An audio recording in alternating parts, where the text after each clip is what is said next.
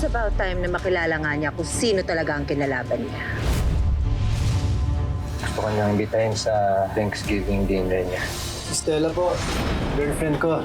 Oh, you're the girlfriend of Atom. Ano naman tayong pinaglalaroan ng tadhana nito?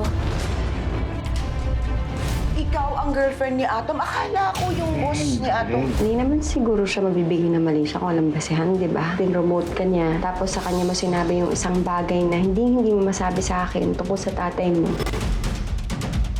Hello? Sino to? Bakit nasa iyo yung cellphone ng boyfriend ko? Aminin mo nga sa akin, Atom. Anong meron sa inyo ng boss mo? Why not consider an expansion or pwede na rin mag-branch out? Oh my gosh.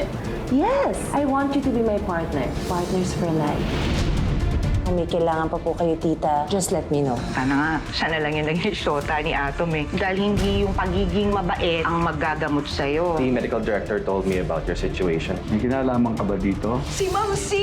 Yung boss ni Atom! Yung boss mo, inakayos. Pero akong girlfriend mo, wala akong nagawa. Pilit niya kaming pinagbabati ng tatay ko.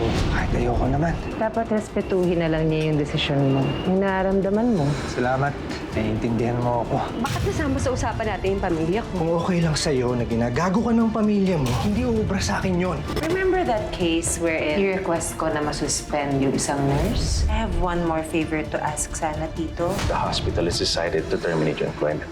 Huwag niyo ako sisisihin pag may nangyari masama sa inyo. Hindi mo siyang kausapin ng ganyan. Tatay mo pa rin yan. Sila lang kinakampi na tiniintindi mo.